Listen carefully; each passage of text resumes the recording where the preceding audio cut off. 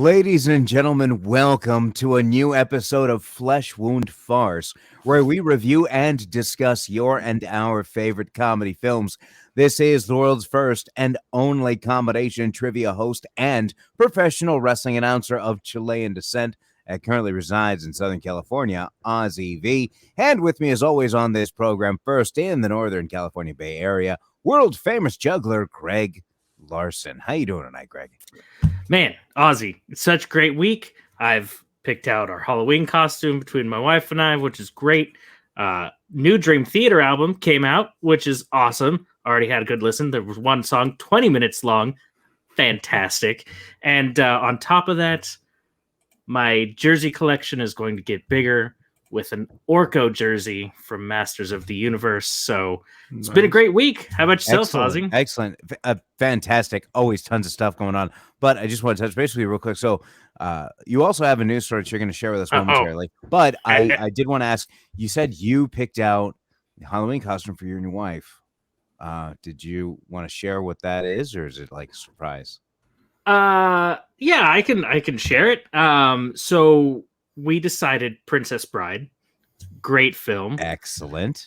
But instead of being who everyone would think of Wesley Buttercup, I will be Inigo Montoya, and my wife will be Fezzik.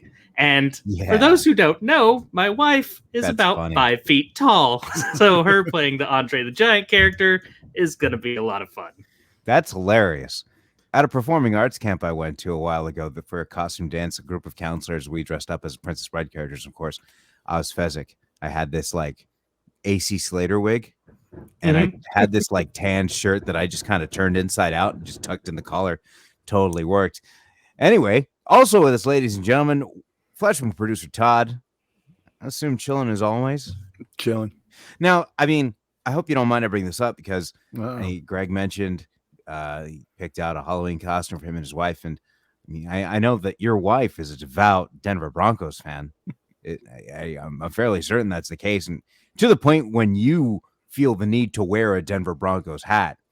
And pulling back the curtain a little bit, we're recording this episode on Sunday, October 17th at 9:13 p.m., approximately 5 hours after the end of the Las Vegas Raiders defeating the Denver Broncos 34-24 in Denver. But that score does not represent how that game went. So I'm just curious, is she still a Denver Broncos fan? Absolutely. Okay. That's, all right. I know she doesn't watch this, but I have to rub it in wherever I can. Yeah, exactly. All right. Well, before we jump into this week's review of the fantastic film Death Becomes Her, Greg, you had a news story that you wanted to share with us. If you please indulge us. Yeah. So oftentimes, you're reading headlines of things and you're like, oh, I wonder how misleading that is, and there was a headline. I was like, how is that misleading? And I had to look into it because the headline read, New Zealand gets rid of their official wizard. And no joke, in New Zealand for the past 23 years, this man has been the official wizard of New Zealand on a government payroll, making around between 10 and 11,000 US dollars. Is what it breaks down to. And his job description is he performs acts of wizardry and other wizard-like services. What the hell? Is it right? This totally feels like a Merlin's situation where it's like Merlin's kind of just there on retainer. Like King Arthur had paid Merlin like as he would pay his lawyer. Hey, I need you. Can you do some wizard stuff? What was the wizard stuff in 2020 or 2021? And can I just say, like, it's pretty weak wizard that he couldn't stop a disease. I mean, like, you think he's a wizard, he could control magic, and like all this time we've had a wizard, an actual professional wizard, and turns out it was a sham. Maybe that's why he was fired, is because hey, you couldn't stop COVID, so you're kind of full of it. Yep. We're onto your ruse. Yeah, I don't appreciate your ruse, ma'am. Anyhow, this week we did. I'm sorry, I didn't mean to catch up. Anything else you wanted to share on that story? Or is it pretty much? No, that's pretty much it. Got it. Todd, did you have anything you wanted to speak on there? No. All righty then. We'll just jump right into this review of Death Becomes Her, directed by Robert Zemeckis, released in 1992, rated PG-13 with a runtime of 1 hour and 44 minutes. Right now, let's check out the trailer. Todd, you do the honors. All right.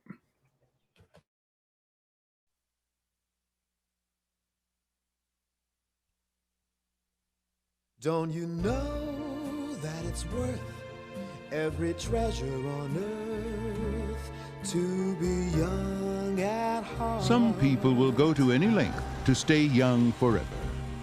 Is that someone? It's Madeline Ashton. Oh, she was a big star in the 60s. I thought she was dead. Oh, madam, you look younger every day. Thank you, Rose. But Madeline Ashton and her old friend Helen Sharp I've lost men to her before. Mad Hill! are about to go too far. A touch of magic. Drink that potion, and you'll never grow even 1 day older. Bottoms up. No warning. Now a warning? Siempre viva! Live forever! Ernest, I'm in the morgue. They think I'm dead. You are, but you're not. Are you telling me it doesn't hurt when I do It this? doesn't hurt. She's dead! She's dead, Ernest. Now he's dead. He's dead! Ernest is dead! Everybody's dead! You pushed me down the stairs. I'm so sweaty. I don't think it's sweat, honey. I think you're defrosting. It's a lie.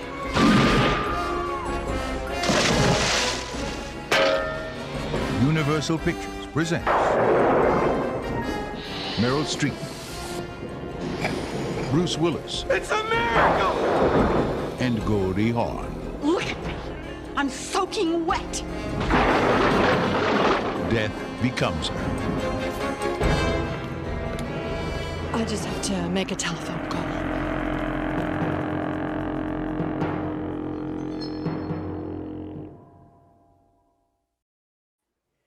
Oh man, Death Becomes Her, as we saw in the trailer or heard, all starring Meryl Streep, Goldie Hawn, and Bruce Willis. Just some initial thoughts in this film. It was one of those I saw at like age 8, where like my dad fell asleep halfway through the movie and would only pay attention when Isabella Rossellini's side boob shots came into play. But in terms of wait a second, can I just stop for a minute? Because there's a lot of times I'm looking directly at my camera lens here, and I don't look at the screen, and then I'll like glance at the screen. He and says what the I camera see- lens, but he's looking at the picture of himself. No, I'm dead serious. I was looking coming back from the trailer, I was looking straight exactly at the lens, and I believe Greg knows this.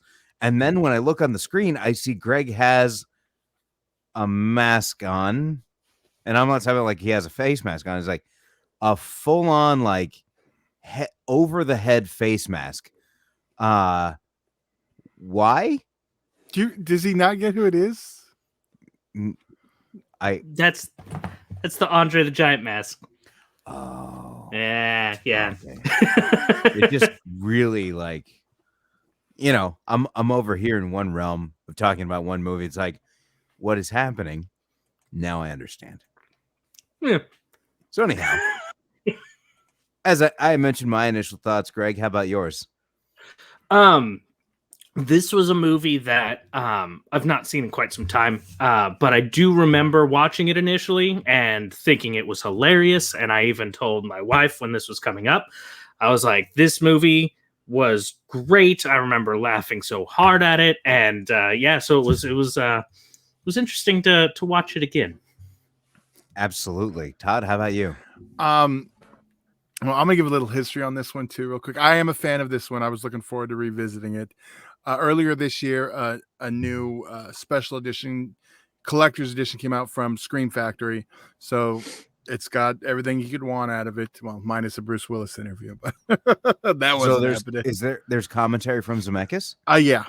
Oh wow, that And, sounds excellent. That's definitely one I think I'd want to actually pick up. Well, I recommend it, and we got some outtakes on there too.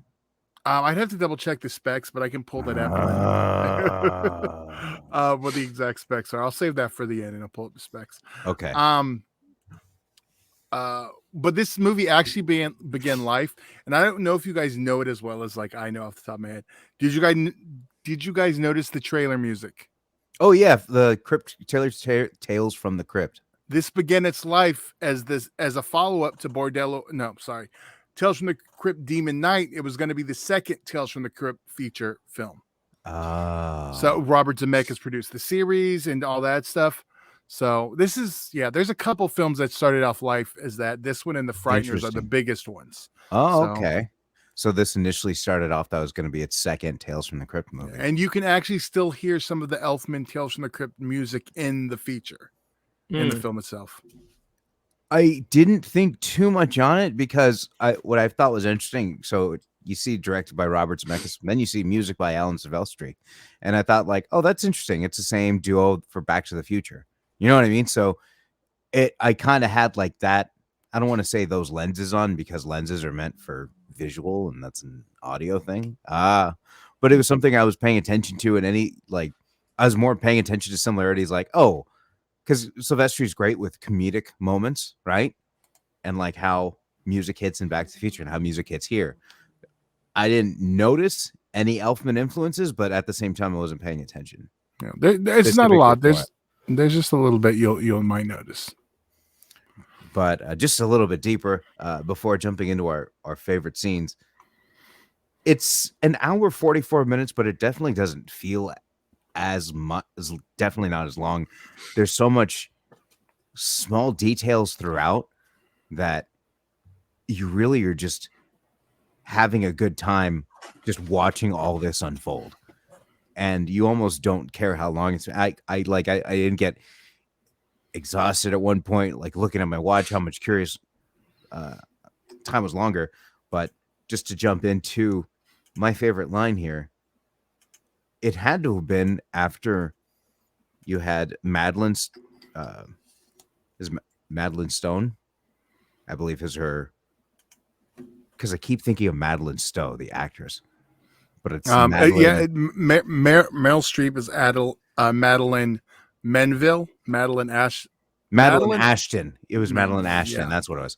So Madeline Ashton marrying whatnot, but she first going after, the neck is broken and they're in the doctor's office and she has no pulse and ends up getting taken to the morgue.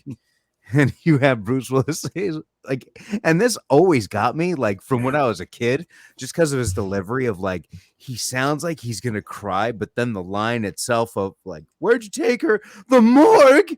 She'll be furious. Like to the nurse, it's like, she's dead. Like even at age 8, I thought to myself, that is the funniest thing in the world. This she's supposed to be dead and nobody, like, it just resonated with me even as a child. So that even still to this day, as much as I appreciate a lot more lines I was paying attention to this time around, that still, even from age 8, every single time that line always gets me. How about you, Greg?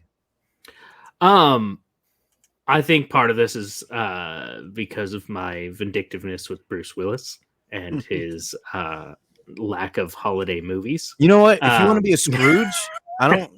That's not the time for this. This ain't time to be Ebenezer Scrooge. No. But my thing about him is the moment where after, like when he thinks, "Oh, I murdered her, I killed her," and then she shows up and like he screams so hard, and not like this, like not the Bruce Willis screams you're used to, not like the guttural, but like just this high pitched and like I don't know why, but that moment I was just like, all right, that was funny, Bruce. Well done, sir. There's amount of time saying "oh boy" also humorous. And I'm sorry, before I get to you, Todd, I didn't mean to take away from any lines from Meryl Streep or Goldie Hawn. Everybody was so great and hilarious. They all meshed well. Todd, how about you? Ozzy took mine. That was my favorite one. Sorry. No. It's good. It is when it stands out. This is when I did see theatrically because I'm the old fuck. But I just said I saw it age 8 theatrically, so we're in the same boat as being old fucks, I guess. This is good time. So your favorite? I didn't. I said you already took my favorite. That's all I had to have. Oh, you didn't have a backup? I didn't. I thought it was going to be a load on that one. Okay, I got you then. I believe it was when they were spray painting each other. There was a line I wrote down. I honestly can't remember what point, but the line just, could you just not breathe? just cracked me up. I thought of I had a particular perception of this movie and how much I liked it before I rewatched it. Rewatching it again, like it's absolutely fantastic from the very beginning. And what pisses me off is that I see this IMDb profile page and I see it currently at a 6.6 out of 10. Just pisses me off. Obviously, we rank films out of 5 on this podcast, and I would have to rank it a 5 out of 5 purely because it completely flew by and everybody was so entertaining and they all had their own shticks and lines to deliver, and it just flowed so well. So it's a 5 for me. Greg, how about you? So real quick, another moment that kind of passed by that I thought was great was they're trying to set up, or they're talking about setting up a scene to make it look like she got drunk and went off the cliff and whatnot. And they're like, oh, they're going to think that she was just a little bit inebriated, but they've got like 50 bottles of vodka. Like that would be enough to make an elephant drunk. So I just thought that was a great moment. Unfortunately, I'm the opposite of you, Ozzy. Like I remember loving this movie, but I felt watching it this time as a movie, it was great. As a comedy, it was slow at first. It took a long while for like the funny, because the funny was really like once they went over the edge of their current life. So it was like 45 minutes into the film, which, don't get me wrong, it didn't feel like 45 minutes. So as a film, it was great. As a comedy, it was all right. So I have to give it a 3.5 just for the comedy's sake of the movie. Okay. No, Ozzy. No, I mean, I have responses, but I mean, I don't think it really matters to debate. Well, I'll split the difference because I'm a 4.5. I do really enjoy this. I don't know. You bookend it with the Crypt Keeper. I might have given it a 5. I get that. And Greg, I mean, just to your point about like, yeah, you can say it was back-ended with a lot of the zany antics, right? But I felt that worked because you needed to set the stage, you needed to set the relationships, you needed to build, right? You had to build how the lives were, so that way when the zany stuff would happen, it would hit, it would resonate well. Because if you just had like, you know, a bunch of humorous moments and then you had zany stuff, it wouldn't strike you like those. Like even seeing Madeline Ashton or Meryl Streep's character go down the stairs, and it's 1992 CGI. I mean, but considering 1992 CGI, pretty good still to this day. But oh yeah, you could obviously tell like, oh yeah, definitely, right? But even then, like when she lands on her neck at the step, I'm still just like, oh, like, and I got to turn away just because it was such a shock because everything had seemed so normal, right? Not even like major humorous punchlines. So you're kind of in this realm of I'm watching a movie, like you said, as a movie is great. So you're thinking watching, and then like all this zaniness starts happening, and it's its own uniqueness in that way. Whereas you have like a Naked Gun or an Airplane or Spaceballs or even Clerks, you just have it's constant throughout, right? And it like has its ebbs and flows, but this has such a unique where it's like, yeah, a standard movie, and then like all this crazy stuff happens, and yeah, like to your point, sure, 45 minutes, but it didn't feel that way. And also just a funny point because it's the same director. When I used to go to Blockbuster, talk about, dating myself, but going to Blockbuster, where do you think I found Back to the Future? In the comedy section? In the comedy section. Right. So, but to my point is that, like, maybe Zemeckis wasn't thinking like, oh, I'm going to make a comedy, more just, I'm going to make this movie. And it happened to be that funny. You know what I mean? And I think one of the downsides is when you saw this movie a long while back and you remember the back end. So you remember so much funny. And when you go to watch it, you're like, oh God, I remember this movie being hilarious. And then you watch it and you're like, I thought it was hilarious. And then it gets to it and you're like, oh, okay, it is. It just took a while. But you forget that beginning section. So like, I think part of it is the loaded expectation from what I remember of the film. And then it just didn't deliver because I didn't remember the film in its entirety. So, yeah. This was actually one that I had recorded off of like a HBO preview or whatever, or Showtime preview. And would actually watch multiple times, like junior high school. Like it was in my standard rotation of random comedies that I would watch every now and then. It's because I got such a kick out of it, because it wasn't like a traditional comedy. Right. It was its own, I mean, you and I play video games. I'm just going to use this because it's the only analogy I can think of. Like whenever you create something in a game, you have some sort of like memory available, right? So it's almost like, okay, in a comedy, you can have this much funny, right?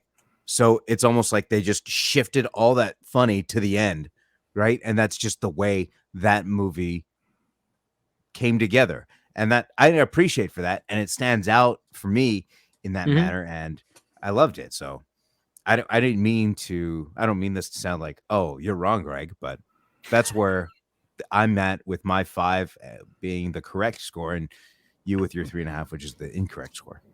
Yeah, well, I just look at it as Mel Brooks. That's a 5. That's a 5. No, it's okay. It's all right. It's all right. It's all right.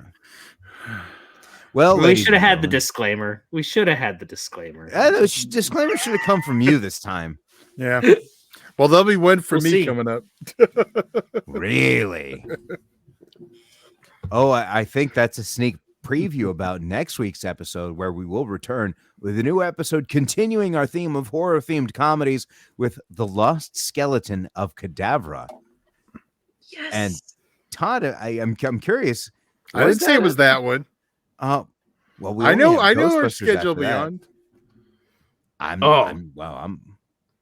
Oh, yes. There was a request made. This will be coming up in the next few weeks. Should I just leave it as a surprise? Let's save the torture. It's a couple weeks out.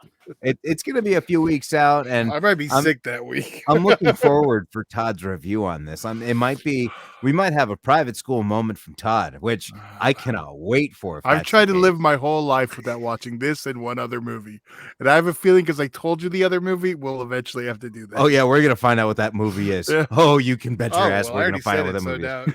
You missed it. Better go back in the chat when you brought this movie up. I said it right there. Okay. I'll go back. Don't worry. I know you will. And ladies and gentlemen, don't worry. I'll fill you in on what that movie is once we actually get to it. But as I mentioned, in terms of next week, we'll be back with a new episode with The Lost Skeleton of Cadavra. Thank you very much for joining us wherever you did on YouTube, Spotify, or another favorite podcast platform. Be sure to join us next week for a new episode. Todd and Greg, anything else you'd like to say before you head out for the evening? Don't forget to tip your local wizard, because, he's hard at work. No longer. A paid wizard. Check out our Wednesday show. We're going to talk Halloween traditions and some other fun stuff. Live. A live Flesh Wound show. Well, we do a lot of those, Ozzy. Is there? Okay, yeah. Well, I mean, is it going to be any special guest, or is it going to be the standard Flesh Wound? No, but next week Dan. Next week we will be going over the Dark Side of the Ring XPW episode, which we should have a special guest. Oh. Now, will that episode be a live or an undead episode? Oh God. Yeah. Oh man. Speaking of, see that, there we go. The spirit of the Crypt Keeper lives. All right, ladies and gentlemen. That sounded. Ladies and gentlemen, he's Flesh Wound producer Todd, world famous juggler Greg Larson. I'm Ozzy V, and we'll see you next week right here on Flesh Wound Farce.